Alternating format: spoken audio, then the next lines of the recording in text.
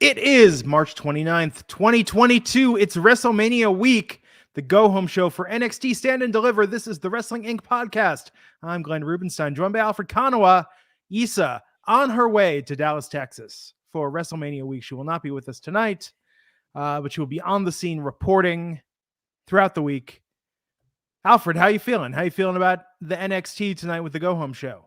Feeling good. I mean, I'm feeling better and better about WrestleMania as a whole. I know we were talking last week about how there was kind of a deflating feeling, but I feel like the closer we get to it, the more I'm looking forward to it. I feel like NXT did a good job kind of wrapping up storylines and really giving you the hard sell for these matches and characters. So, I mean, it's not for a lack of effort. And this year, WrestleMania is back. Last year was open to the public, but we didn't have access. We didn't have Hall of Fame. We didn't have all the things we're accustomed to that make WrestleMania week. We've got access with panels going on at the Access Superstore. Everyone's headed to Dallas. Not us, but everyone else headed to Dallas to be on the scene. And we'll be watching from the comfort of our own home. What a promo tonight for Peacock and WrestleMania. And we know Bianca Belair has made it, because she got in the tagline from Bel Air to Bel Air in the Peacock promo tonight. Very clever. I didn't even think of that connection, but that's very cleverly done. Yes, we know she's on the scene. So before we hop into the NXT, what do we got with the news?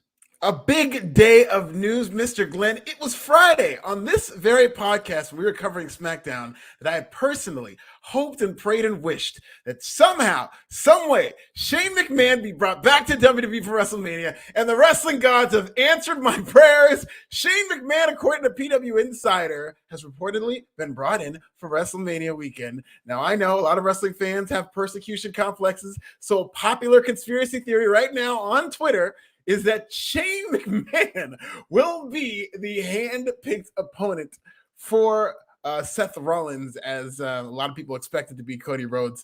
Glenn, do you see Shane McMahon trolling us all at WrestleMania? I hope so. I think that will be a high point. What is this happening, Saturday or Sunday? The Cody, that's a good question. I think the Cody match is Sunday, but I'm gonna have to look. Okay. They should actually have Shane come out and then Shane introduce Cody. That's how you get the twofer, where we can get, I want people throwing garbage in the ring. They're so angry in Dallas, Texas. And then I want Shane to introduce Cody. I actually love that idea. That sounds like something that would be right up WWE's alley in terms of, they like to kind of screw with their fans for better or worse. And even when they do give fans what they want, they will initially sometimes give you that kind of jab before allowing fans to be lulled into a sense of disappointment before really paying it off.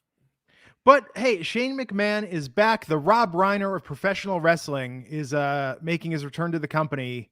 And oh, what will that future hold in store? He still has that envelope with all that dirt on his father.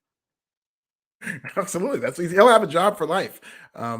You didn't have to worry about that. But I really am glad that Shane McMahon is back. You don't like hearing about these stories of him just being kind of exited from the company by his own father. I'm sure it was a blow to him. You heard the talk about him not carrying himself well during the Royal Rumble, but hopefully that's water under the bridge. This might be WWE stirring up the internet to kind of create a red herring. They know that we're in an era where everybody knows that it's a work, and so they're always looking for backstage stories and hints and clues to this and that. He might just be getting flown in for people to speculate that it's going to be him, not Cody. Yeah, I mean, I think this is brilliant. I think it's great that they're doing this. And hey, I think night one, Saturday night. Okay, we need the Kendall Roy of the McMahon family back in the fold. Just on principle. Yeah, it's not going to be complete without Kendall, for sure. It's true. I'm looking forward to this, and I think, seriously, this will make the Cody thing like twice as good if they bring out Shane first, just to completely swerve the crowd. WWE recently did something when they brought somebody back. Maybe the chat can help me. And they did something similar where they swerved him at first and then revealed it. I'll have to remember. Was it when Becky came back at SummerSlam? I don't know why I'm thinking that. Didn't they do something? No, because she just showed up. There's something else. I'm going to have to remember. It's on my tip of my tongue. I think it might have been at SummerSlam, though, where they kind of revealed something and then whatnot. But I'm looking forward to it. I think it'll be good. And Lord help them if they don't actually have Cody. Yeah, we'll see. I mean, listen, they have not officially advertised Cody. So it wouldn't necessarily be lying. It would be, again, this era we live in where people have now built up expectations based on these reports that they're reading from some reliable sources. So, all signs point to Cody being that opponent and at the very least showing up at WrestleMania in some capacity. But we'll see if this is where he does it. Hey, it could be a Ring of Honor. Tony Khan said, "Don't everyone leave. Don't try and beat traffic." Got a surprise at the end. Could be booking the territory. Oh man, if that happened. Well, it'll be a fun weekend either way. Raw ratings way up, actually. Very positive signs headed into WrestleMania. 1.79 million. That is the highest in months. It's the highest of 2022. It's up 12% from last week, and more importantly, 16% year over year. Of course, Go Home Raw last year, I believe, was in the Thunderdome, which the ratings in general were much lower. But it's good to see some growth here. And I will say WWE as a whole has done its job building the WrestleMania card. It's evenly split out. They've got a handful of very intriguing stories. Most of their big matches have intriguing stories. I think the only one that doesn't is Charlotte and Ronda. They've just kind of missed with that one. But other than that, in terms of their top matches, I am looking forward to all of them. And I think Kevin Owens and Seth Rollins are two guys who were ice cold as recently as maybe even 2 months ago. And headed into WrestleMania, they've really hit their strides and done a good job creating excitement for their matches. Yeah. So we'll see. We'll see how it goes. I'm optimistic about Mania, but there is something magical about the WrestleMania experience. Even all those years ago when we were all in Dallas but didn't know each other then, that was kind of a thrown together last minute. I mean, I think that's been more the trend in recent years, is that it feels like this is all over the place. They know what their main event is, and everything else just magically comes together. Yeah, absolutely, 100%. They've been doing it for so long that they can get away with just throwing things together and it's still being a fairly good show. But I think they actually put some thought into it this year, and if not a little bit of desperation by dragging Stone Cold Steve Austin back out. But I think that's going to be a truly special moment. That actually takes us to our next story, because it is now being reported. Dave Meltzer, Wrestling Observer Radio, says that it is the plan for WrestleMania Night 1 to close with Stone Cold Steve Austin versus Kevin Owens, which has not been announced as an official match, but there have been indications that Austin's in great shape. He's definitely training to do a few spots. This is going to be more than just a segment. And Austin and Owens are going to close out WrestleMania Night 1, looking like Reigns and Brock Lesnar will close out Night 2. Are you cool with this? They better be a real match. I mean, you can't put one of those half returns on where he just comes out, gives a stunner, throws some a punch the way that only he can, gets on the ground, gets in his face, grabs some beers, and then sends everyone home happy. I think that will be that'll be tough. That'll be tough to follow anything that comes before. I think people's expectations are going to be higher. Yeah, and I have to imagine that this is going to essentially be a match. They may not call it a match. Maybe they will even have Austin say, yeah, ring the damn bell, let's do this. But I do see this being enough to satisfy a crowd. I wouldn't imagine that they would close Night 1 with this if it wasn't at least mimicking a match. And this just tells me, if Austin was to come out and say, listen, I don't want to do a match, I'll just give him a stunner, this, that, the other, and he simply wouldn't waver from that, then they'd probably put this on the middle of the show. They'd probably put this somewhere early on the show. They might kick off WrestleMania doing this. But the fact that they're closing WrestleMania tells me that we are getting pretty much a match between Stone Cold and Kevin Owens. And it's weird they wouldn't market it that way, though. Yeah, and I think that's Stone Cold. I think Stone Cold has been very stubborn and sticking to his guns about remaining retired and wanting to kind of go out on top. He doesn't want people to remember him as a shell of himself. And I think that's his call to not get people's hopes up too much. But I do think he is training to go back there and do something that's close to a match. He, I think, as a professional, doesn't want to call it a match. And maybe WWE doesn't want to advertise that as a match if that's not what he's willing to do. Yeah, okay, there you go. We'll see what happens. And the final story, very juicy stuff here, Glenn. MJF and Tony Khan, they had a heated discussion reportedly stemming from MJF's interview with Ariel Helwani, where MJF remained in character, talked about that real-life contract. So funny. Everything everything about MJF is a work, except when it comes to that contract. Then they actually, as far as I'm concerned, expires on January 1st, 2024. Well, as I have been predicting for months now, because I'm shocked that Tony let him do this in the first place, it kind of came to a head in that MJF and Tony Khan butted heads over MJF, continuing to advertise the fact that he's in negotiation. And the big sticking point was that MJF was able to book this interview by going over the heads of AEW creative. So they butted head over that. MJF apparently is frustrated with his contract, but the two are said to be good friends. There was a follow-up conversation, and water under the bridge for now. It sounds like they've made up, and it went much smoother for now. So is this the last couple of years we see MJF in AEW, Glenn?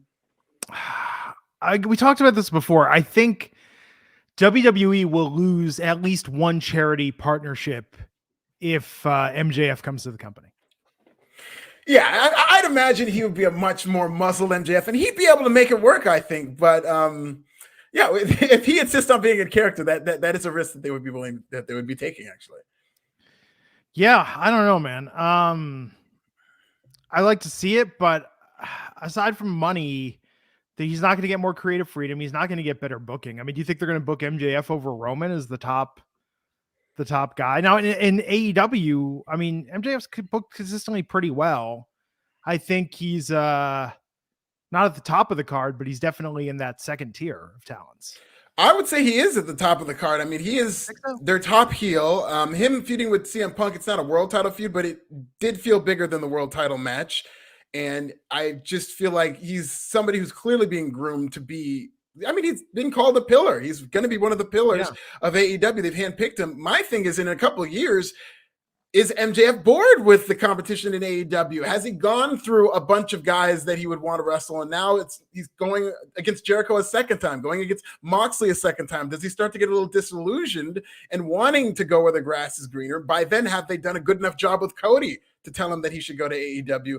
There's a lot of variables in this. That's why I've always been so shocked that Tony Khan is all too happy to let this man in character negotiate his contract on TV. I think that's a very dangerous thing. You're playing with fire. Wrestling's history is filled with blurred lines that bit promoters in the ass. And I think unless it's MJF and Tony Khan in cahoots this whole time and he has some longer deal or something that we don't know, I just don't think it's a good idea to let MJF do this in front of or behind the camera. Yeah. And he's so young. Does he get bored with wrestling? He already said he wants to do acting. He wants to do other things. I mean, I don't know. I mean, does he think maybe that he could take his shtick and go further with it? Maybe. I mean, he's a talented man. He also sings. He's a man of many talents. And sings, yes. I could please definitely MJF release an album. Please release an album. Yeah. That'd be brilliant. What genre of music should MJF release an album in? Oh, classical or opera. Yeah, because that's what all the kids are buying these days. Yeah, he could do trap opera. Yeah, it's gonna be like when dubstep opera. That's it. Because his song and the theme of his music, he should do dubstep opera. I think he would really corner that market. It'll be like when Joe Pesci quit acting to go back to singing.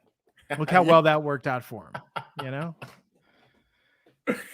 You go to any store that still has UCDs, and you'll see Joe Pesci's album. Mr. Miapos, Australian $2.99, saying triple threat with Shane taking the pin is best. Oh, no, I don't think that match should be a triple threat. If you got Cody there, you do Cody and Seth. I like your idea, Glenn. I like the idea of everybody waiting for Cody and Shane comes out to introduce Cody. I like that. You know what? If the plan is to make Cody a heel, which I wouldn't get opening up like that, Shane wouldn't be a bad manager for Cody. I think Shane and Cody could be a lot of fun. If they want to establish Cody as a big star, but just you couldn't let Shane talk too much. And I don't think he would need to be with Shane, but I think it would telegraph to the audience this is a top guy. You know what, though? Vince is back on TV again. There could be not an invasion angle, but there could be an anti-authority angle. Shane with Cody, bring up some NXT guys. You could do some stuff with this. Both sons of promoters. You could do. Yeah.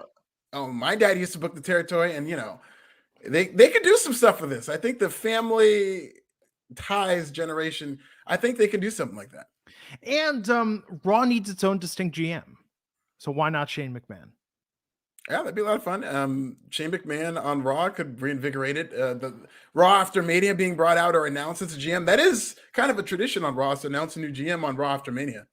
Sonya Deville has become a very good TV character. Adam Pearce is there, but Adam Pearce is not a real character on WWE TV. And Adam Pearce is a good talker. I mean, and he does well when they allow him to do stuff. But yeah, he's, as a character, is just pretty milk toast, and not somebody from the past like GMs tend to be. Yeah. Mia Lee, $4.99, saying Nikita badass, Lash a good talker, and her hair looks good. A-Kid a star. The ladder match might steal the show. And Pretty Deadly attacked Diamond Mine. Cora equals AJ and Paige. There's a lot to unpack there. Pretty Deadly. What was that now? Which team was that? Because the 781 area code they alluded to is Boston. And so I was racking my brain. MSK, who is my leading candidate, is from Dayton, Ohio. So who's from Boston that they were alluding to? I don't know. I looked up. John Cena's from Boston. I mean, John Cena is from Boston, but Matt Bloom is from Boston, but a 781 area code. Is there somebody in AEW from Boston? Yeah, I was thinking maybe it was Undisputed Era reference of some sort. I don't know. Terry Allen Jr., $2, saying 2K22 gameplay is decent, but 2K19 was better. Oh, so here's my new lament about 2K22. If you're in the Performance Center in My Rise and you get called up to any of the rosters and you didn't complete the quests in the Performance Center, you can go back. You can switch back and forth between NXT, SmackDown, and Raw. You can never go back to the Performance Center once you leave. So if you're playing the My Rise career mode and you want 100% it, do all those Performance Center quests before you go anywhere or do anything else, because you will never have a chance to do it again. Oh my God. Very annoying. So I guess that would take longer. Jeez, that sucks. Yeah, because everyone wants to get into the show, Do you prefer 2019 as a game to 2022? No, I mean, I don't know. I think 2K17 still probably was. 2K17 was the one I played the most of the recent releases. I don't know. It's funny though. So you get called up to SmackDown in the women's storyline, and I swear to God, Lacey, it's funny. Someone in the chat's like, "Oh, I miss Lacey Evans." Lacey Evans is all over My Rise when you go to SmackDown as a woman. So it's like, first thing, someone needs to teach Lacey Evans a lesson. So that's one quest you're offered, and then you do that, and it's like Lacey Evans has the U.S. title. Strangely, you win that from her, and then she challenged for a rematch, and the stip is that if you beat her, the title goes away. They have a lot of those, like where you win the title and then it's like it's a self-completing story arc. It just goes, you just have to get through the end of it. But I swear to God, I had like 5 matches in a row against Lacey Evans when called up to SmackDown. Like, my goodness. She's just all over that game. It's fun, but it gets a little repetitive though, because after a while you realize, like, okay, this is basically my pathway to charging up, hit 2 finishers and anyone's out basically at that point, Yeah.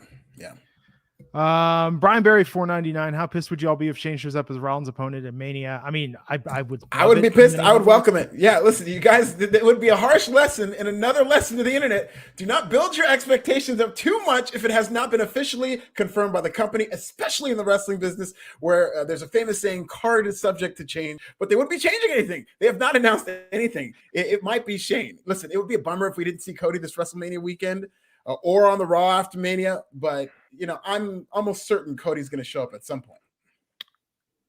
The only thing I could think of similar to this was Survivor Series. Was the Survivor Series in The Rock? The tribute to The Rock, and we got the prop from the movie? Yes, the egg. Yeah. That's the only thing I can think of similar than this, where the fans really were expecting Dwayne to show up.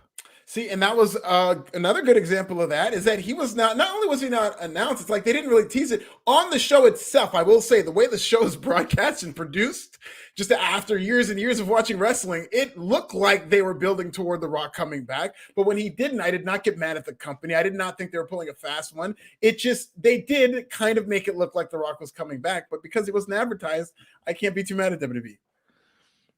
Yeah. Steve Marcucci, $1.99, saying more like Moxley or MJF in WWE in 2024. 1,000% MJF. MJF. I mean, I don't think Moxley is ever going anywhere near there ever again. They're just better without each other, like Will and Jay. Brian Barry for $4.99. You think Cody will shoot on AEW on Monday Night Raw next week? I do not. Shoot on AEW. Okay. No, I don't think whatever he says is going to be worked out with Vince. If he has something to say to the competition, I'm sure. I don't know whether he says the words AEW, but there's going to be a shot. He's going to have some bars for AEW. He's going to say that it's good to be in the biggest wrestling company in the world. It's good to be somewhere where I can finally be respected. He'll have some bars for AEW. Absolutely. That's what they're paying for. Whether or not he means it, that's what they're paying for. Yeah, it's true. Kelly Robertson, $4.99.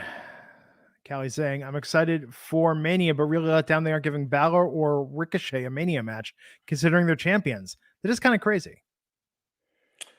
Yes, very crazy. I think it's just a complete disaster the way they booked these mid-card titles and champions. It looked promising for Finn Balor, who was just returning, so he had a head of steam. And then Ricochet, I think people have wanted to see Ricochet win a singles title. And then right after they did and the people were ready, they just completely scaled back on it. And they've both been booked terribly. So it's just for this company, when all their brass rings are always kind of showering and brandishing it. And that's part of all these wrestlers' origin stories. Oh, I'm a 3-time Intercontinental Champion, whatnot. But then you see how they treat these championships. And it's like, it does not line up to how lovingly they talk about them. That's why we need The Miz to make the Intercontinental Championship the most prestigious title in WWE once again. Yeah, he could do it. They could be doing this with Ricochet and Finn Balor. All they really did with John Cena was they did an open challenge every single week, and now it's like the model. You know what I mean? Very fun, and it helped the United States Championship. It doesn't take that much effort to make these titles mean something. Put them on TV every week. You have good matches for them, and then you have people earn their way into the titles. You keep the champions strong, but when they win those titles, they just throw them away. Seven Clown. $1.99 saying Chris Rock versus Will Smith at WrestleMania Night 2. Let's get it. If they could get it, I don't think would do it. If I'm sure Vince McMahon has made at least one call, just kicking the tires, hair versus hair match. What do you think? Well, that would be interesting. Chris's tour date's selling out all over the country. He's going to be at Dolby Theater in November. I don't know if I want to wait till November to see him, but I'll go see that tour. Chris is a very smart man. You haven't heard one peep from him because he's like, hey, you want to hear what I think about this? Come see the show. It'll be his best hour. I think it'll be his best hour. Now, you know what's interesting, and this is without taking a side or having a fully formed opinion. The Chris Rock show had the Smack Rampage sketch where somebody goes into an office building slapping people upside the head. And then Will Smith once thought he could beat Mike Tyson. Yes, he did. And he also made a ball joke on the Arsenio Hall show. And when people got weird about it, he said, oh, come on, it's a joke. So the irony comes full circle. I don't even remember what we were watching. So we were watching something else Sunday night. And then it was just like, what? And then I think everyone Sunday night got derailed the same way. Yeah, that was one of those moments you'll never forget where you were. Yes. Well, I've already forgotten what I was doing. I was doing something else, and I've already forgotten what it was. I was in a comedy. I was at the Hollywood Improv. Shout out to the Hollywood Improv. Oh, how'd that go? I was getting texts about. No, I was supporting a friend at a show. I was supporting one of my friends was on the show. Shout out to Lizzie Rose. But that would be worse. That would be worse to be performing, and then it's just like, holy shit. Yeah, and then it just ripples through the room. That you could just start. I'm checking my phone, and I'm just looking around. You could just see people like, what the hell. On their very phones. Watershed cultural moment. Terry Allen Jr. Oh, saying the controls is what he was referring to in 2K19 being the best of the series. I mean, the controls are fine. I don't know. I still can't figure out how to lay somebody on the announce table to put them through it. Like, I still can't. I've been trying. I've got to watch like a YouTube tutorial or something. All I know is Fortnite, man. This no build shit in Fortnite is really messing me up. You can't build what exactly? You can't build anything. So, and I wasn't a major builder, but I there are some people that have macros and they can like pop up a fort in 3 seconds, putting like wall, floor, stairs, whatever. But I used to like, was someone shooting at you, you could just toss up some walls and then, give yourself a little cover to figure out where it's coming from and return fire. But yes, it's very, very disorienting. Also, why have we not gotten WWE skins in Fortnite yet? We've got every other crossover. But no, that is surprising, especially if they're going so hard into the metaverse. You would think that kind of aligns with that world. Yeah. Anthony was saying, you were at Applebee's, Alfred. Now, are you excited about this broccoli mac and cheese bowl they're pushing? That looks delicious. But is that the type of food you would go out to? Me, a broccoli mac and cheese, like that is microwave comfort food. I don't know that I would order that at a restaurant. Yeah, especially Applebee's. Applebee's does good with meats, and you know what I'm saying. They definitely do good with meat and fish, and they also have a very good surf and turf at Applebee's. Applebee's is probably just microwaving the frozen.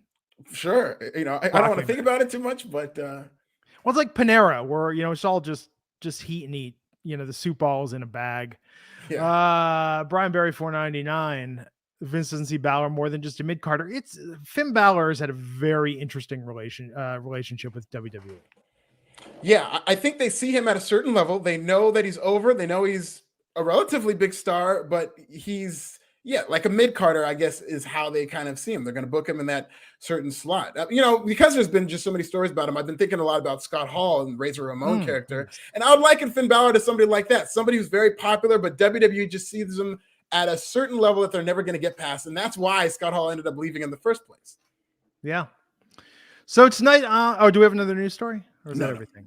That's all the news. No, we've been done. Everything. Yeah. We've gotten all the news covered. Everything that has happened, we have discussed. Everybody's caught up. Everybody is caught up on things. Steve Marcuccioli, would you open WrestleMania with Cody and Rollins on Saturday? You know what? I would. I think that's a good idea. Again, we were talking about this on Friday, and that opening a match, the opening match shouldn't be seen as a bad thing. Your top two matches should open and close the show, I think. And if the plan is to close out WrestleMania with Steve Austin and Kevin Owens, either Ronda and Charlotte or Cody and Seth Rollins should open the show, because there's going to be three maybe sweet spots throughout the show: the opening, and then maybe there'll be a lull toward the middle, and then right in the middle they can wake them back up with Cody and Seth, and then you can end it. But I wouldn't have a problem with it opening the show at all. Where do you put Becky and Bianca? Very interesting. That could be right before the main event. I mean, It could be two matches before the main event, but I could see if they throw in some matches toward the middle there to kind of calm everybody down, then you do kind of like a double header situation where those women just tear the house down, give everybody a great match, and then you get Stone Cold Steve Austin. There you go. So tonight, NXT, the go home for Stand and Deliver, which is going to be Saturday, 1 p.m. Eastern. That's 10 a.m. Pacific.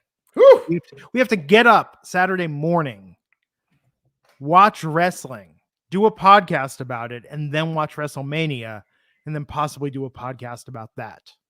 Yeah. And it's outside of football season, so my body clock is right back to wanting to wake up at noon. Football season, I'm up at 9 checking my fantasy lineups without fail. Don't even need an alarm. But now that it's no football season, I'm waking up at noon. And so I'm not going to be very happy waking up at 10 o'clock on a Saturday, personally. I love the Friday and Saturday nights are the only nights of the week that I get to stay up really late. And by really late, I mean like 4 a.m., 5 a.m., playing video games, watching movies on the iPad. I like to multitask. I like to do two things at once. Oh, yeah. Well, I got to go in because especially, you like, who needs to hear a video game? Like I can watch, Ted 2 while I'm playing WWE 2K22 as I did. Actually, little double feature, Dinner for Schmucks and Ted 2 back to back. It was a nice Saturday night.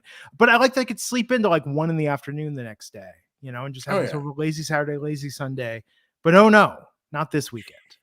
10 a.m. is still pretty late. You can sleep in until 10 a.m., Have you tried going to bed at 5 a.m. and waking up at 10 a.m.? Okay, well, if you're going to bed at 5 a.m., yes, then that's going to be tough. And I have, yes, and it's not fun. It is not. There's something about that. There's something about that where your body just rebels. Noon Eastern pre-show. Wow. Yeah, that's going to be insane. So we open tonight with LA Knight and MSK teaming together versus Imperium. Now, Imperium, the tag team, will face MSK in a three-way match versus Creed. LA Knight's going to face Gunther. What did you think of this match to open the show and Imperium winning? Fine opening match. Kind of tells me Imperium is dropping those titles on Saturday, which I have no problem with. I still think MSK are going to be the attackers, but this is a fun opening match.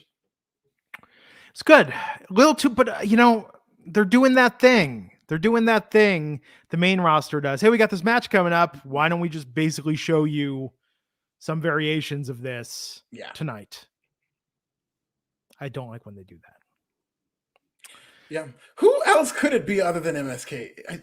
And the Boston thing. See, this is going to drive me crazy. Does the chat have any suggestions as to who attacked? They said Damian Sandow is apparently from Boston. Oh, okay. Damien. Oh, that's what the Damien Ashley. Okay. I mean, right. I would have a problem with Google. Let's just Google famous. Let's just Google wrestlers from Boston. I did do that. It was John Cena, Matt Bloom, I think Angelo Moscow or something like that. Morocco. Kevin Sullivan, yes. Mike Bennett's from Massachusetts. They're not bringing him back. Oh, wait. This says Josh Briggs is from Massachusetts. Really? Briggs and Jensen? Is there any other? I mean, no. Wow. I just forgot his name was Josh Briggs because they've been calling him Briggs. Yeah. Yeah. Okay. Wait, and Briggs and Jensen aren't in the match, right? They're not in that. I don't know. No, I don't know. No, it's MSK, Creed, and Imperium. Yeah, it's not them. So maybe Briggs and Jensen trying to help out someone. I don't know. But they're in like a virginity storyline. Like, this is a hard left turn from being a virgin to an assailant. Like, just like that. They're really, really doing the incel thing very accurately, actually. Incels are technically defined as terrorists to the government. Well, there you have it. I think Alfred has uncovered the story. Yeah, I don't know. That's a solid choice. I don't know. Oh, so we're just saying Kofi Kingston was raised in Boston? I don't know. It's very... Oh, isn't Austin Woods from Boston? No, because one of those guys was white. So it wouldn't be the New Day. It wouldn't be Kofi and Xavier Woods. And, you know, you're not turning the New Day heel on NXT. Yeah. At least they better not. Well, I'm sure we'll find out, and I'm sure the answer will be mildly disappointing. Yeah, very interesting. It is interesting. This is a good opening match. We'll see. We'll see how this goes. Then we had Ivy Nile, though, versus Tiffany Stratton. And Ivy Nile getting a pretty easy win. But Saray showed up in her final form. I guess did she get the necklace back? So she transformed? It looks like she did because they had smoke and everything. And so, yeah, she's back. And a very weird kind of supernatural storyline they're doing here. But good for Ivy Nile. I thought both of them looked pretty good. I'm glad Ivy Nile is still undefeated. I think she's onto something with the offense that they're building for her. It's very violent. Like, she's got kind of a curve stomp where she kicks the woman's face into the mat. And so she's starting to really click as a really violent badass. Now, both these women are doing good. Would you still describe her as a pocket monster or a Pokemon, as it were? All of the above, but more accurately a Pokemon, yes. She's like a Mewtwo. Yes, it was good. With Tiffany, okay, can I just say for a second, Tiffany Stratton has perhaps the best theme song in all of NXT. Like, it's in the sense that it sounds like an actual song. It does. You know what? Joe Gacy's does too. Yeah. Tiffany Stratton has the best post-CFO theme I think we've heard in quite some time. Yeah, I don't know if I'd have to think about that, but it is one of the better theme songs that they do have in the entire company, actually. Because, yeah, you're right. It really fits her. It's kind of a spoiled brat and kind of like a teeny boppy a little bit. And it sounds like a real song. It doesn't sound like After Effects or a royalty-free song. It's like they put actual thought into it. Yeah. Is that on iTunes? I'm going to have to check if that's on Apple Music. I'll have to add that to my workout mix.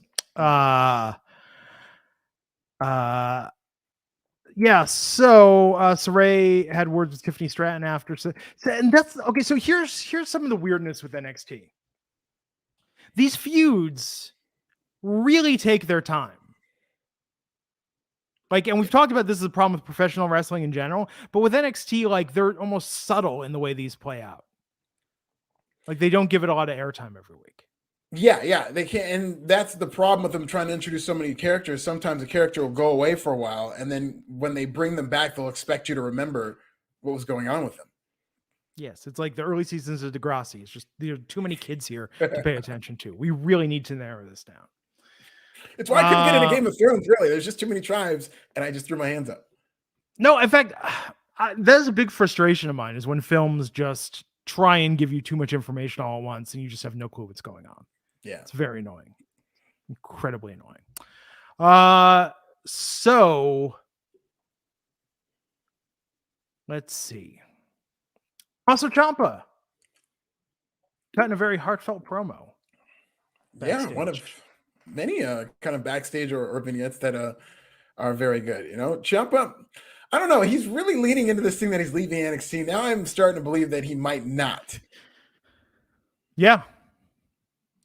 But because they're just really making a big deal about it. But what is there left for him to do? Yeah. He can coach. They're better. Yeah, he could be like a player coach. He could still try to chase the NXT title. I mean, I agree there's not too much left. He can go after the North American title and add some prestige there. There's not too much left for him to do, but would you feel better about him going to Raw or SmackDown? Like, he's not gonna, we're talking about Finn Balor. It'll be worse for him than that. Rob Pabla saying you're not working out. I'll have you know, we have a treadmill and I've walked at least 20 minutes on that treadmill every day for the 5 weeks we've had it while I watch reruns of Different Strokes most of the time. Oh, hell yeah. Occasionally Growing Pains, which Growing Pains was not a funny show. I've never seen an episode. Really? Never. There was one funny episode of Growing Pains. There was one funny episode. Now, is it Growing Pains or Family Ties one with Michael J. Fox? Michael J. Fox on Family Ties. Family Ties, very funny show, but it got kind of played out towards the end. I remember I watched this YouTube channel called A Very Special Episode, and they do like 5-minute recaps. And one of them, they did the Family Ties episode with Tom Hanks.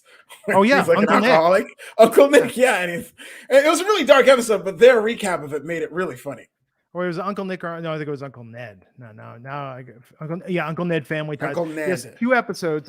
Family Ties, the single greatest episode of Family Ties is when the parents go out of town and they invent Airbnb. Family Ties invented Airbnb because they can realize they can rent out rooms for the big game that's going on at the local college while the parents are out of town, and hilarity ensues. Wow. They turn it into a hotel. It's a very funny episode.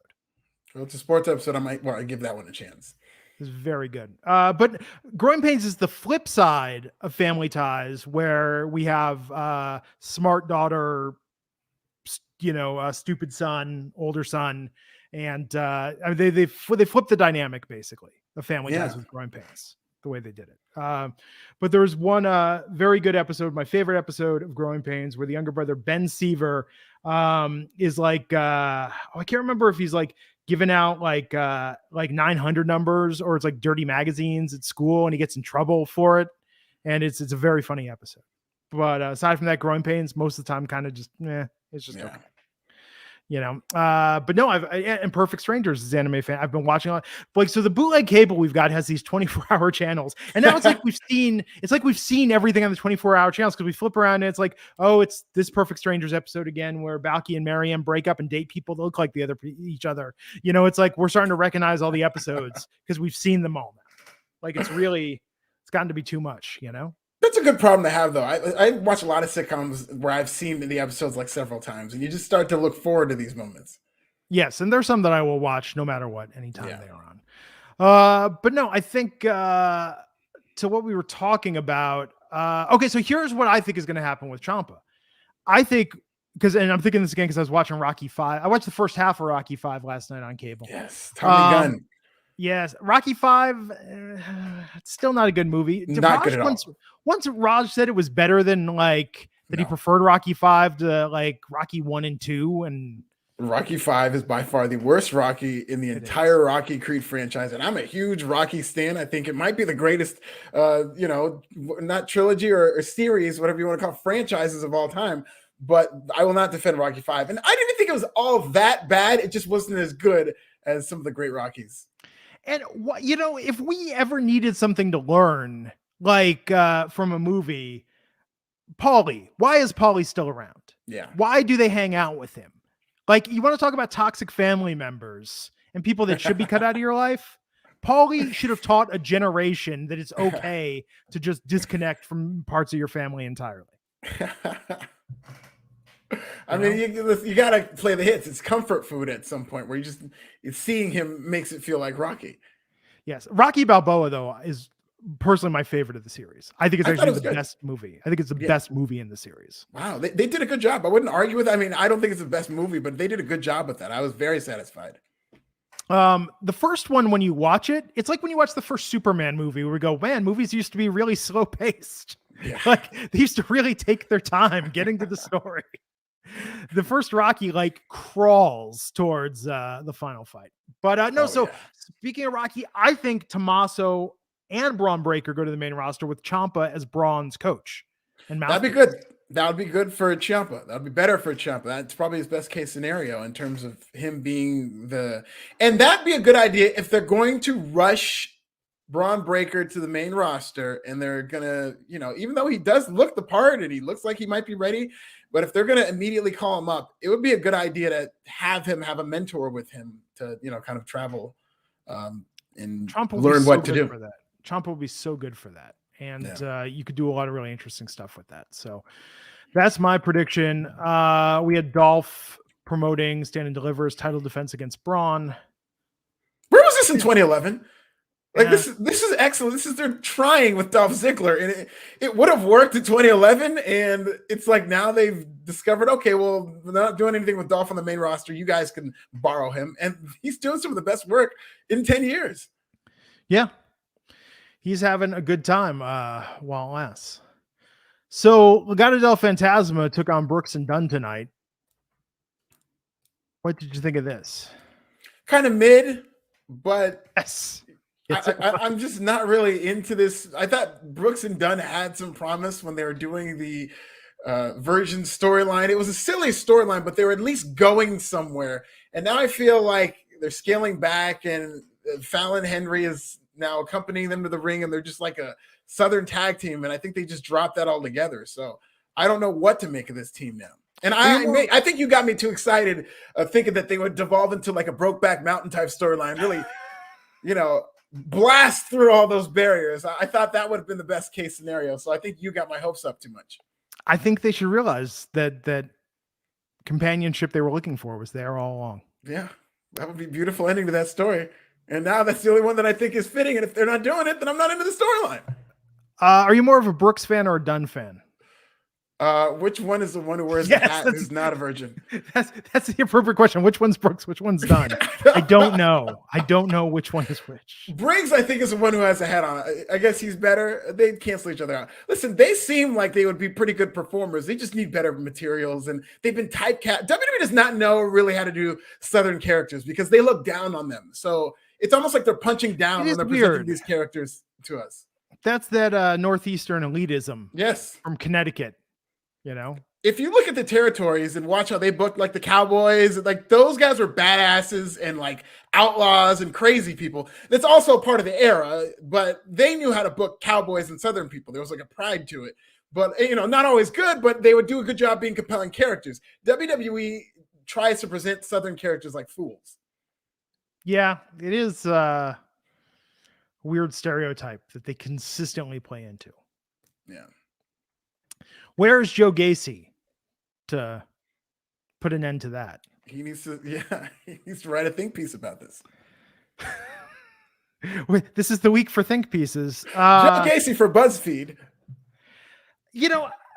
I was never a fan of Joe Gacy, but I do have to say, and I know I said jokingly that his character was going to suffer as a result of this, but you have to admit the timing of Road Dogg leaving and Joe Gacy becoming completely defanged from having any sort of outrageousness to his character. I mean, that's pretty spot on, the timing of that. Yeah, I mean, I know WWE liked the fact that he was getting mainstream press. They just didn't like the methods he was doing it. And so then they put him on TV because he was getting mainstream press, but then they had him stop doing the things that got him there. So no more mainstream press. Like, they had a chance to go all the way with this and hopefully tastefully create what I thought would be a very contemporary character that would be kind of maybe lampooning a group of people who some people find to be unlikable, and being very polarizing at the same time, because there would be people who would sympathize with that type of character. But all in the same, it would be a polarizing character that people really would have cared about to some degree. And I think they've just kind of neutered him. Yeah, they could have done... They could have pushed the envelope with this. Like I that's the thing. Like I wanted them to really go there and take this to heights to make it entertaining, because wrestling is at its best sometimes when it's extreme. Yeah. I think they had a real chance with this and they dropped the ball.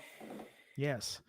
So I do like the Algerian font that he uses in his entrance.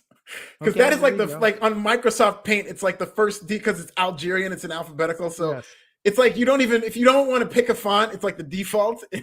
That's like the effort they put into that Titantron. Okay, so we got something else announced for Stand and Deliver. Index and Duja are gonna be there and let the fans decide which is the hotter couple. I am sure they will do so by tastefully posing for the crowd and not doing anything of a ribald or randy nature.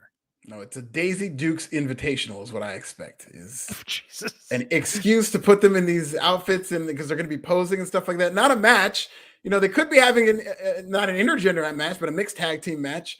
But they're just going to go out there and people are going to vote on who the hotter couple is. Well, now I want to see Dexter Lumis and Daisy Dukes making duck lips, at the TV camera. See, that'd be fun. They should, Index should be wearing matching outfits for this. Yes. So look forward to that on Saturday. Got a nice promo from Cameron Grimes. Then we had a Toxic Attraction promo. Oh, Wendy Chu was missing earlier. Where is she? We don't know. They were looking for her. Toxic Attraction disappeared her. They were going through her bags. Why can't Gigi Dolan resist throwing personal care items in the ring? Very reckless. A lot of littering. That's a deep cut joke. But okay. No,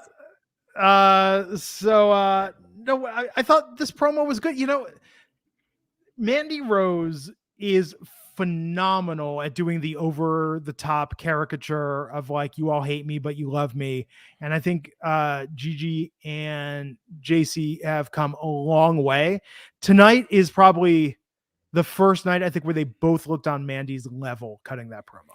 I'll take it one step further. I think Gigi Dolan is the best promo in that group. Like This is like the most they've let her talk. And I thought Mandy did a good job too. I thought all three of them did a good job cutting this promo. But when it was time for Gigi to talk, it was just a level up in charisma and conviction, and just the way she cut that promo.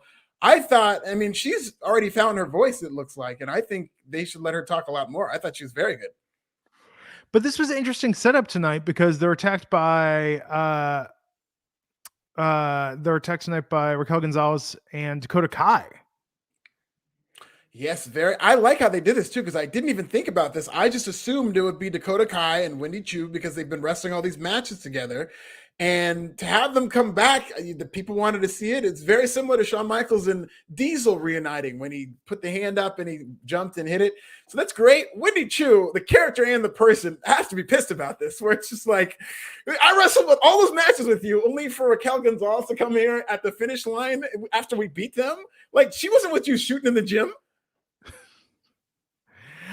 But this is just standard NXT protocol, right? It's like Nikita Lyons really over. Let's not have her on TV for a couple weeks. Wendy Chu really over. Let's not have her win. Let's not put her in something meaningful with this. I mean, look, if you're looking at the grand scheme of NXT and who the fans react to and like the most, I think there is some dead weight currently, or let me just say there are people that are getting a lot of TV time that I don't think the crowd is very invested in. There are people that are really over with the wrestling community that are booked like an afterthought. I think that's very strange.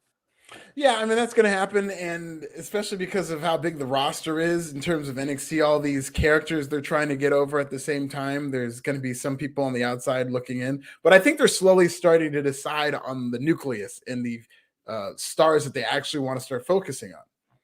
Yeah. Well, like for instance, Von Wagner versus Bodie Hayward. Yeah, Bodie. Bodie showed me more than Vaughn ever has in one night. Bodie's got some fire. People like chanting Bodie. He looks, I don't know if they're going for this, but his gear reminds me of the Billy and Chuck era Billy Gunn. Oh, yeah. That's what he reminded me of this whole match. And even he kind of looks like Billy Gunn. I thought he looked good. He's definitely raw, definitely green or whatnot, but you could say that about just about everybody here. And he showed me something. I'm really excited for this Bodie kid. Yeah, Von Wagner, though. Nothing. I'm sure Von Wagner has got the most creator wrestler energy of anyone in professional wrestling right now. He looks like the default in my Rise character. It kind of does. And you talk about those dead eyes on WWE 2K. Like, they did that thing where they had him stare down with Sophia, and it was supposed to be this moment where he's like seducing her. It looked like a serial killer looking at his friend. Like, this is not a moment where it was seductive at all. It looked very creepy. I don't know what they see in this Von Wagner guy. Listen, I'm sure they're gonna maybe get behind him and promote him as a big star, but he's going to need a lot of bells and whistles. And Robert Stone is like, this is dragging Robert Stone down. This is taking Robert Stone further away from relevancy. Yeah, I mean, we'll see how good Robert Stone is, because he's going to be the reason if Von Wagner gets over it. They're going to have him talk more and create a whole package around this guy. Because he's got an impressive look. He looks very impressive like a wrestler. It's just, I haven't seen anything charisma-wise from him yet. Savon won this, and then Jacket Time was on commentary. Yeah, I wonder if there was a feed to this where I could have actually listened to this. I would have very much liked to hear how they call this match. See the back of Kushida's jacket? This is the Pro Wrestling Sports Almanac. Oh, really? No, I didn't know that's what that was. Yeah. It's like, he's keeping that gimmick going. I'm a big Back to the Future fan, but even I'm like, this is kind of a thin gimmick to base your wrestling character on. Very specific. And, it'll go over the heads of a lot of the younger people watching. Like, okay, so actually, let me tell you about the failure of Kushida. Here's what it is. If you're going to do a Back to the Future gimmick, like, you need to do things where stuff miraculously appears Bill and Ted style in the match to help him. And then we find out later he traveled back in time to plant things to help him win the match. I like that. He really should listen. If they're going to do this supernatural gimmick with Sarai, they should do a time travel gimmick with Kushida. Like, this WWE version of Kushida, if he's going to do the Back to the Future thing, go all the way with it. He needs to be doing time travel. Yeah. Why not? If Saray's necklace can transform her into a more powerful character, why not? It could be a lot of fun to have him time travel. Then he sees like legends and stuff like that. He sees like the $1 Million Man. We go back, and when they show like the montage or like WrestleMania 3, like Hogan Andre, there's like Kushida like running around. You see him like in the audience. Like, they could do a lot of fun stuff with this if they even gave it like 5 minutes of time. This is where not having that Full Sail connection of having like slave labor students working for you, this is where that's really hurting them. Yeah. Because they really could. That's actually pretty hilarious. They do like the green screen thing where they show them all these events. Now I'm so disappointed with this. Now Kushida is the biggest disappointment in WWE for me, because they should have been doing this all along. They could show him at the Montreal Screwjob and he stops it from happening, and then like we're in this new WWE where WCW wins the Monday Night Wars. Oh, in fact, okay, so here's my pitch. We need to get Jacket Time up for the tag team titles, right? And they lose. And then the next week they come out and Kushida's carrying the belt, and they're like, what happened? We don't understand. Let's look at the replay. And they play the replay back and they win. Oh, there you go. That could work. But yeah, like where they changed history. I mean, this is $1 million gimmick right here. And they're just like sleeping on it completely. Yeah. Now I'm just angry. Now I'm just angry at WWE Creative for not thinking of doing this. It'd be perfect. Oh, I mean, it's so good. So good. So Tony D'Angelo cutting a promo on Tommaso Ciampa. I get that this means something, that he's going to retire Ciampa from NXT. Where does he go from here? Does he go for the title after Braun drops it? If he stays around, or no, you're talking about Tony D'Angelo. Absolutely. I could see Tony D'Angelo going for the NXT title, being the first challenger for Braun Breaker, but that wouldn't be a good position for Tony, because typically your first challenger after winning a title is going to lose. So maybe he could hold off on that for a little bit.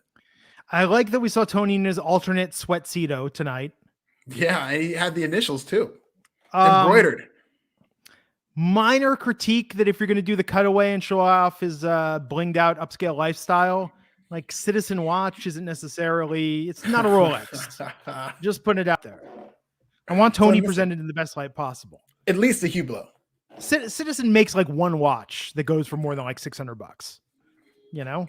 I'm just glad it wasn't a Timex.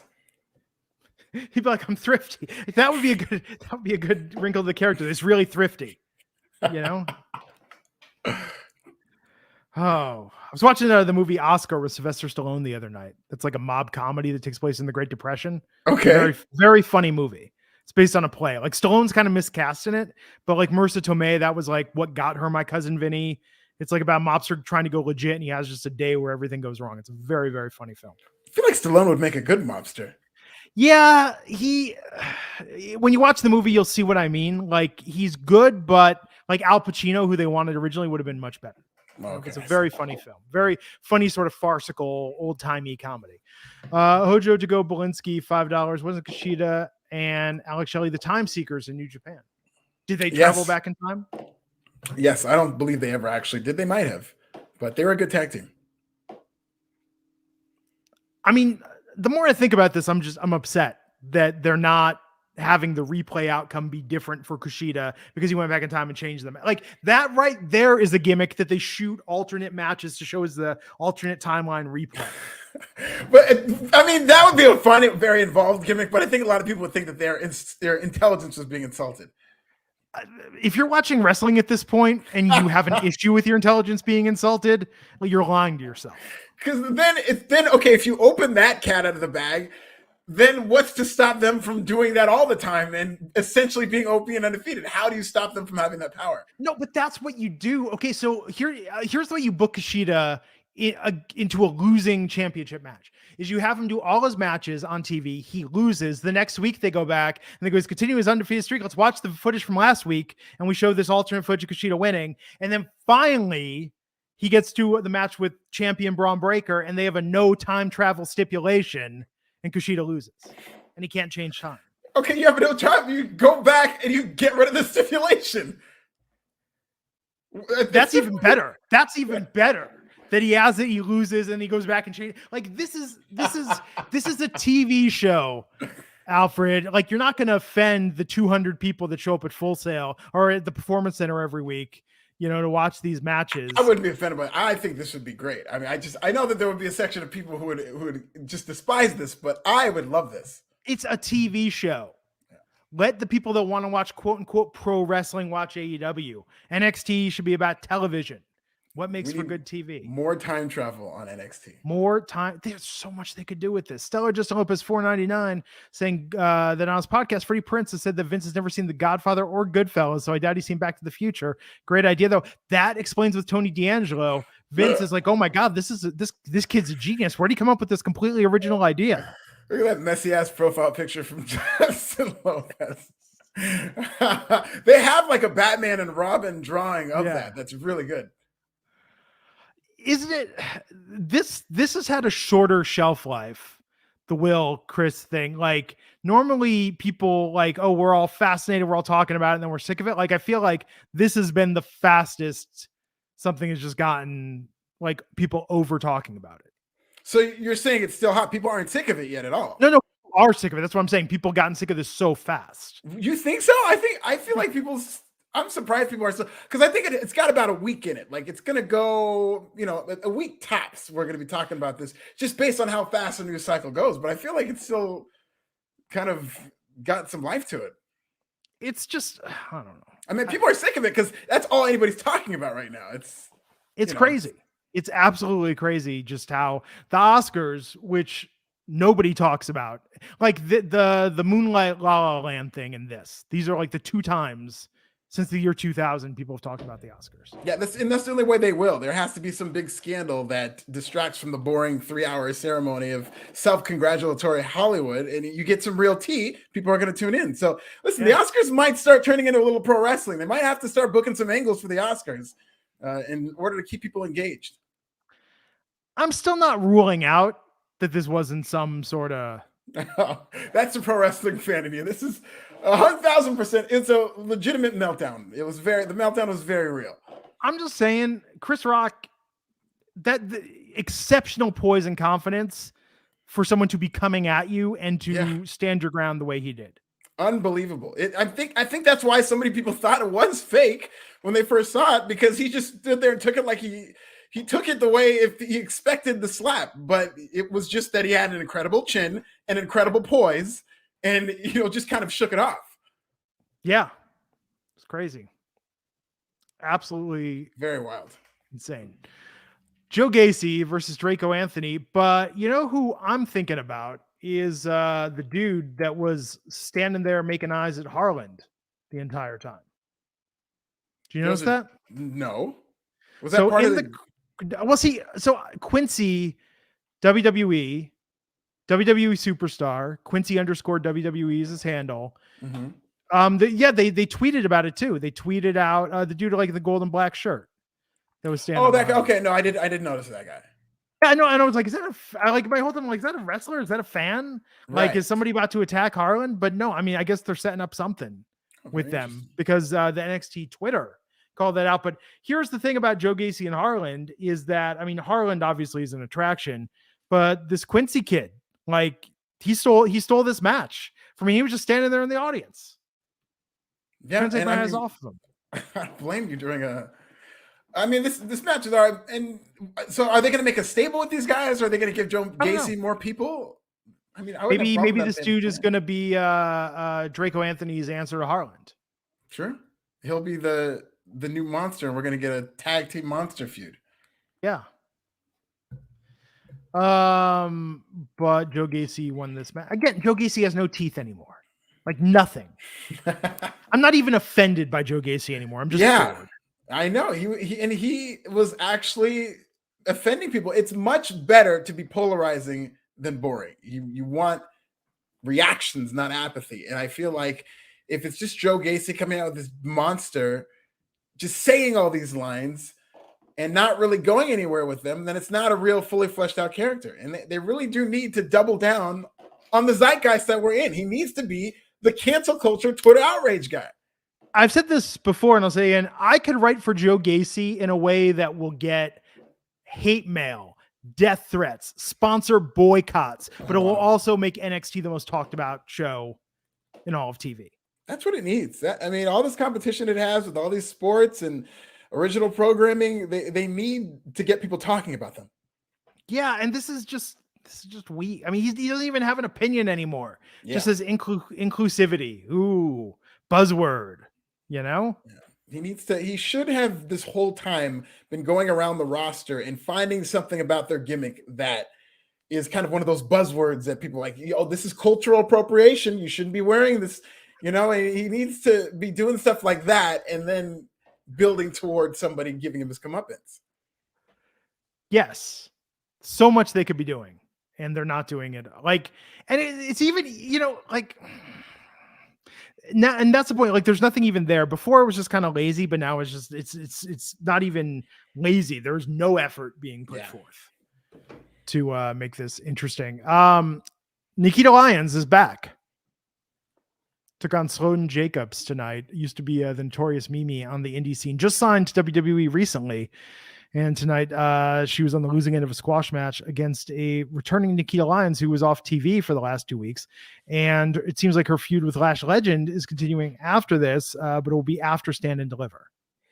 Yeah, she looked great. They were no subtlety with WWE. They were basically begging you to look at her ass. They kept mentioning the phone footage and the Instagram following or whatnot. And she's got very good offense. And I thought that I like how she uses the MMA.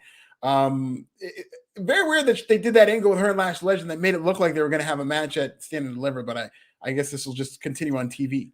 Well, we discussed apparently word on the streets is that Nikita was actually out with a concussion these past few weeks, so maybe that's what delayed the development there.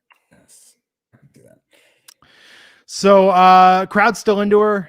Looks good. I just hope she hasn't lost any momentum with this. I think her and Lash is going to be great, but we'll see. We'll see what happens. I mean, they're going to need maybe in a year it'll be great, but they need to take their time with these two in terms of, and if they're going to fight, make it like a very simple Clash of the Titans, very short, and it could be very entertaining.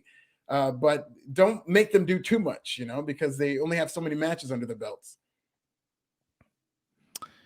Well, I mean, Nikita had a lot of indie experience, and she was in Women of Wrestling, and she's Sure. I mean, it'll be interesting to see when they give. I mean, I thought her first match tonight, it seemed like she was very much just getting her beats in. Her first match was a bit more back and forth. I think I preferred her first match more.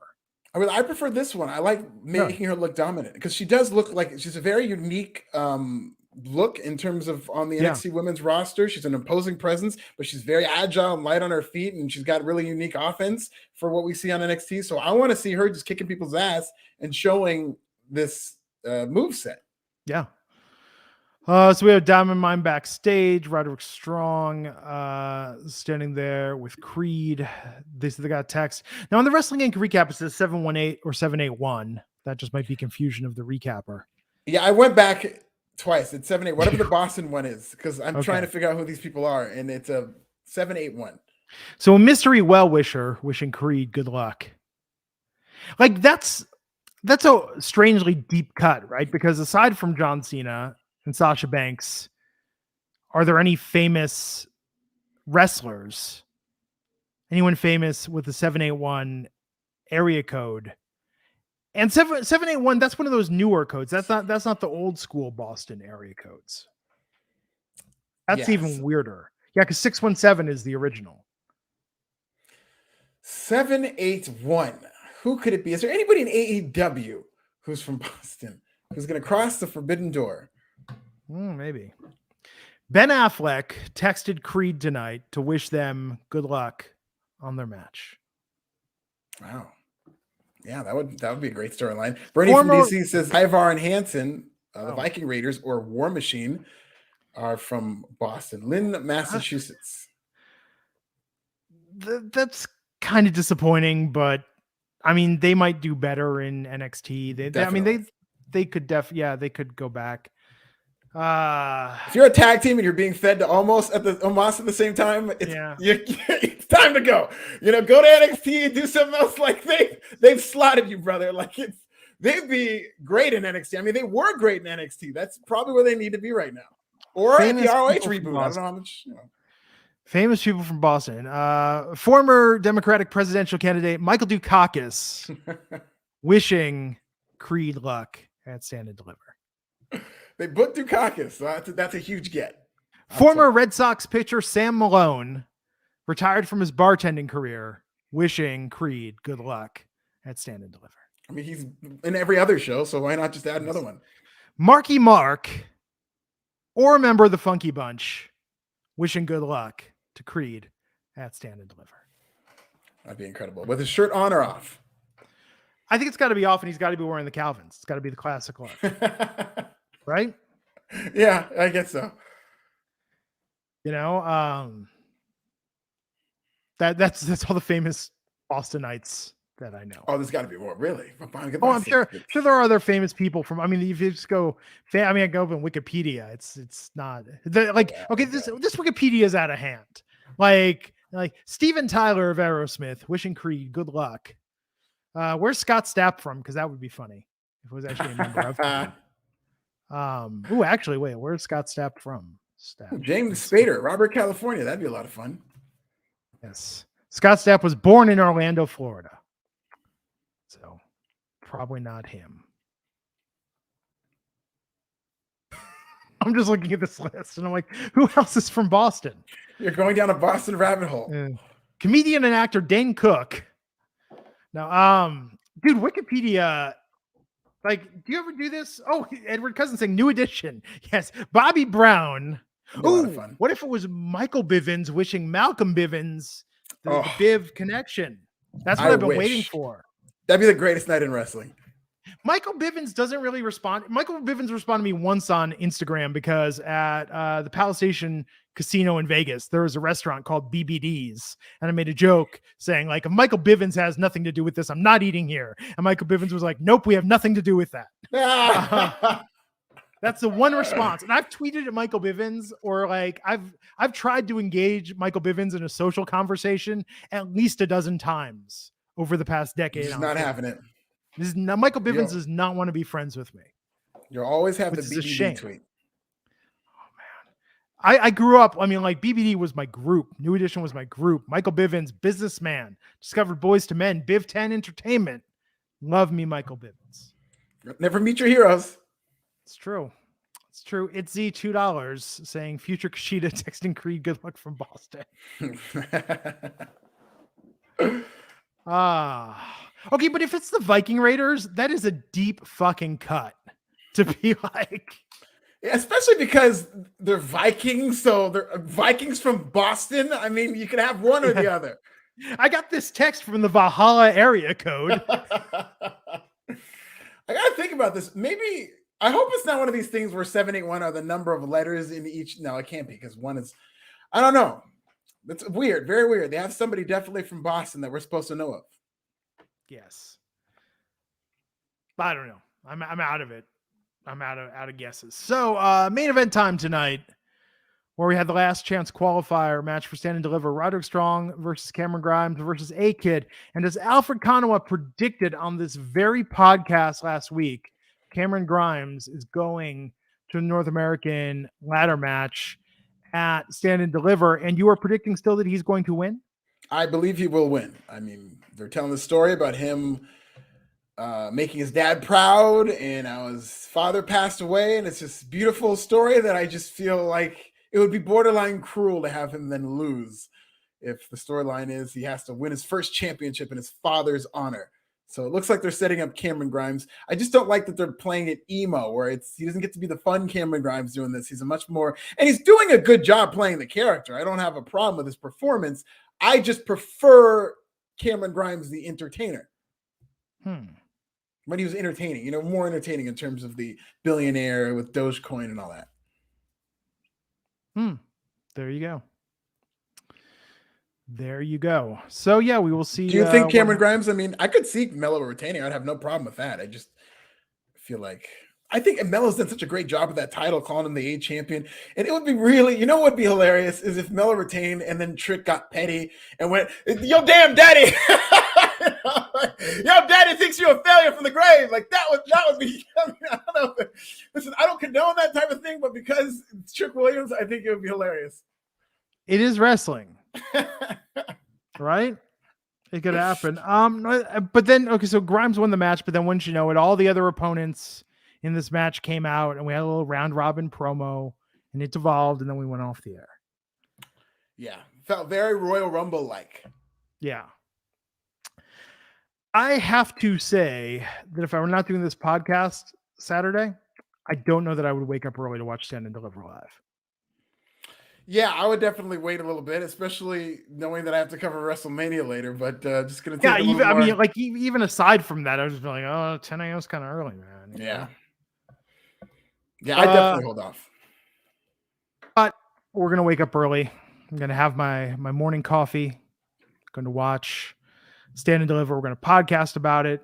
Oh, it's going to be, I'm going to go to bed early Friday night. It's going to be like Christmas Eve. I'm going to go to bed early so I can wake up for my presence, Stand and Deliver in WrestleMania. Let's run down the card of NXT Stand and Deliver this Saturday, where LA Knight versus Gunther. Who you got? I've got Gunther. I mean, LA Knight, he's over in the building, but Gunther. Okay. Toxic Attraction. Oh, so wait, did they announce this tonight that they're going to be facing Dakota Kai and Raquel Gonzalez? This is on Wikipedia. Yeah, I mean, it's on Wikipedia as the pre-show, but they did announce it, and yeah, they should have that match. And I actually expect Dakota Kai and Raquel Gonzalez to win it. Okay, there you go. Carmelo Hayes versus Santos Escobar versus Solo Sikoa versus Grayson Waller versus Cameron Grimes. Cameron Grimes. I'll go Cameron Grimes. Cameron Grimes will win. I will not be surprised if Carmelo retains, but I'm picking Cameron Grimes. And Tony D'Angelo is going over Ciampa in their match. He has to. No other choice. Mandy Rose versus Cora Jade versus Io Shirai versus Kaylee Ray. This is an interesting one. This could be the night that they take all the belts off Toxic Attraction, because if Toxic Attraction, the tag team, loses, but I could see Io winning. They did talk up Cora Jade, but it's way too early for her right now. I could see Io winning.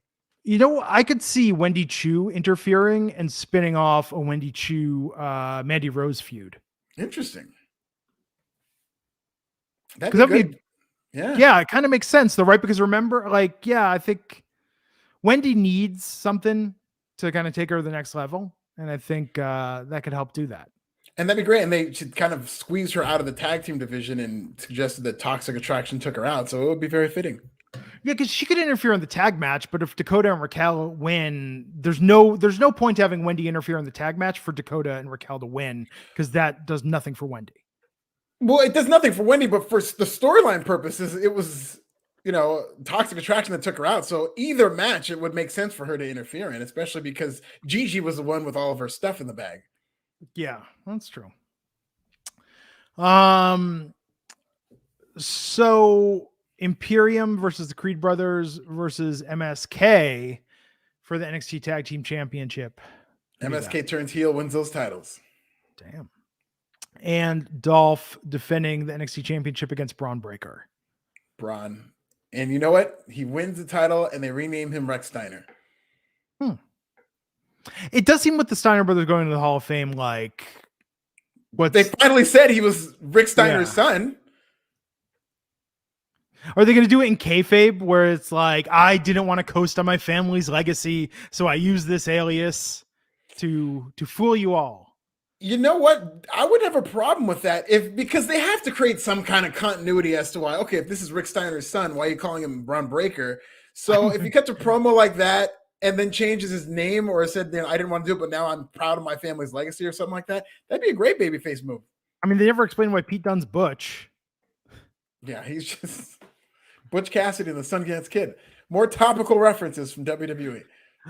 Pete Dunne should have been like, I am so manly, I wanted the manliest name possible, so I chose Butch.